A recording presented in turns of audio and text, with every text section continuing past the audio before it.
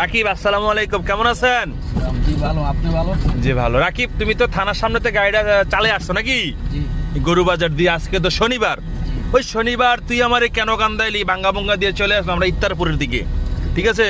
জি তোমার কাছে কেমন লাগতেছে? জি ভালো লাগছে। পারবানি চালাইতা? জি, ইনশাআল্লাহ। এটা কি গাড়ি জানোনি তুমি? ম্যানুয়াল। ম্যানুয়াল। এই যে দেখেন ম্যানুয়াল গাড়ি, প্রমাণ হলো এই যে এটা গাড়ি হলো লিভারে হাত, স্টার্টিং এ ওই দিকে হাত, হাত থাকবে নরম সফট থাকবে। রাকিব, জোর করা যাবে না, আস্তে ধীরে। খেতে হালায় না রাকিব, ফুসকুনি ঢালানোর চেষ্টা করো।